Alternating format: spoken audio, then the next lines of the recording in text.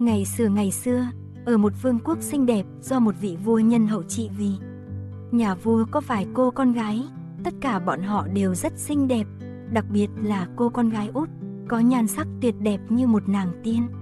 Ngay cả ánh mặt trời cũng phải lu mờ trước vẻ đẹp rực rỡ của nàng. Có một khu rừng yên tĩnh gần hoàng cung, dưới gốc cây cổ thụ là một hồ nước sâu. Khi thời tiết nóng hơn, nàng công chúa nhỏ thường đến khu rừng, chơi đùa bên cạnh hồ nước mát mẻ. Nàng cầm quả bóng vàng, thảy lên trời và chơi đùa cùng quả bóng. Quả bóng này là món đồ chơi yêu thích của công chúa nhỏ. Có một lần công chúa vươn tay chụp quả bóng, nhưng nó không rơi vào tay nàng. Thay vào đó, nó rơi xuống đất, lăn về phía hồ nước và biến mất. Nước trong hồ rất sâu đến nỗi không nhìn thấy đáy. Nàng công chúa bất lực òa khóc. Càng nghĩ về quả bóng, nàng càng cảm thấy buồn bã. Tiếng khóc ngày càng lớn hơn, công chúa cứ khóc mãi, khóc mãi. Đột nhiên, nàng nghe thấy âm thanh ai đó đang hét lên với nàng. Ôi, công chúa ơi, có chuyện gì vậy? Nàng khóc lớn đến nỗi sỏi đá cũng cảm thấy đau lòng. Khi công chúa nhỏ nhìn quanh, tìm xem tiếng nói phát ra từ đâu, thì nàng bỗng thấy một chú ếch. Cái đầu xấu xí của ếch ta nhô lên khỏi mặt nước. Công chúa nhỏ nói, thì ra là cậu à, vua bơi lội, quả bóng vàng của ta rơi xuống hồ nước rồi. Ếch nói với nàng, không sao đâu, nàng không cần phải khóc nữa. Ta có cách này giúp nàng, nhưng nếu ta mang được quả bóng lên bờ cho nàng sẽ cảm ơn ta như thế nào đây? Ếch tốt bụng ơi, ta sẽ cho cậu những bộ quần áo đẹp đẽ của ta. Còn có châu báu nữa, thậm chí chiếc vương miện vàng trên đầu ta. Nếu cậu thích, ta có thể tặng hết tất cả cho cậu. Ếch trả lời nàng, quần áo của nàng ư, châu báu và còn vương miện nữa, tất cả ta đều không cần.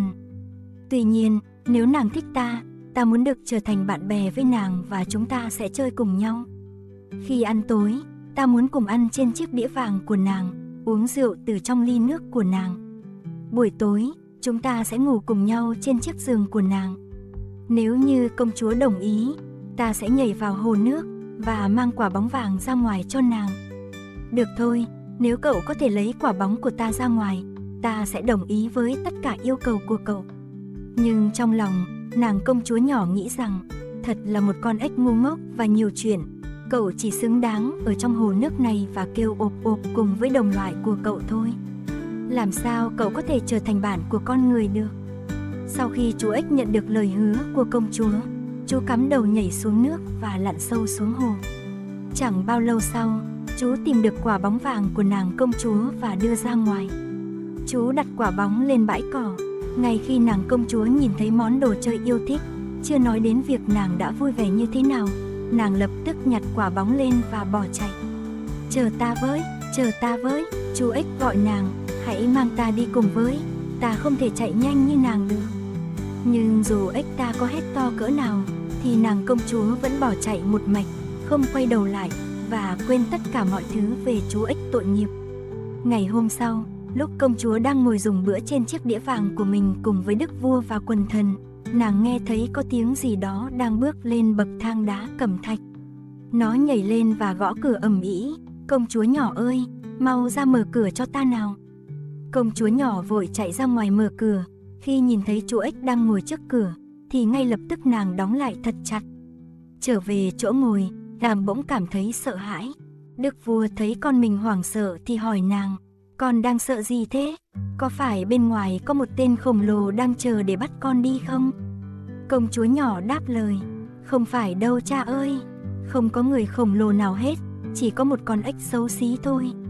Con ếch đó tìm con có chuyện gì thế? Cha thân yêu ơi, ngày hôm qua, khi con đang chơi ở hồ nước trong rừng, quả bóng vàng của con bị rơi xuống hồ. Bởi vì con khóc to quá, có một con ếch nói rằng cậu ta có thể mang quả bóng của con lên và con phải làm bạn với cậu ấy. Nhưng con đâu ngờ rằng cậu ta có thể trèo ra khỏi hồ nước và đi xa như vậy để tìm con. Bây giờ cậu ta đang ở ngoài và muốn tiến vào đây. Khi công chúa nhỏ đang nói, thì ngoài cửa lại xuất hiện tiếng gọi vọng vào. Công chúa nhỏ ơi, nàng đã quên những gì nàng hứa rồi sao? Ta đã tìm được quả bóng vàng yêu thích của nàng rồi. Làm sao nàng có thể quên mời ta chứ?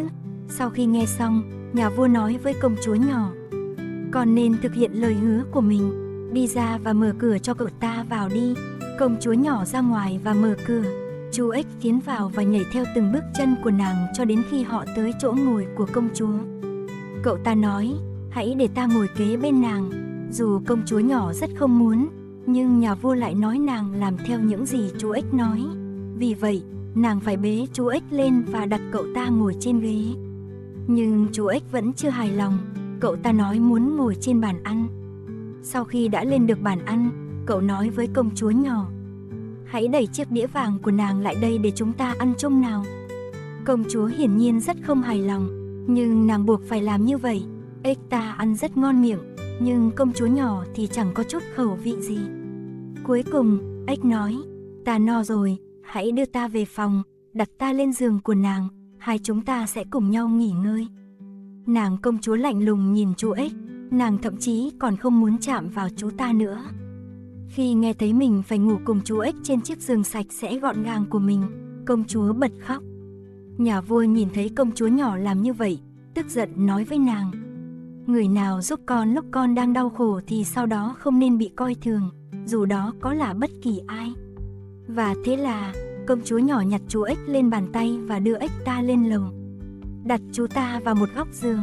Nhưng ngay khi nàng nằm xuống, chú ếch bò lại gần và nói với nàng, trước khi đi ngủ, ta muốn một nụ hôn chúc ngủ ngon từ nàng. Và nàng công chúa nhỏ nhớ đến lời cha mình đã nói, thế nên nàng đã hôn nhẹ vào trán của chú ếch. Thế nhưng, ngay sau khi nàng hôn xong, thì chú ếch trên giường bỗng không thấy đâu nữa. Thay vào đó là một chàng hoàng tử đẹp trai xuất hiện. Công chúa nhỏ hoàn toàn bất ngờ, thì ra, chú ếch vốn là một chàng hoàng tử bị mụ phù thủy độc ác nguyền rủa. Chỉ khi nào có một nàng công chúa đích thực chịu hôn chàng thì lời nguyền mới được giải trừ.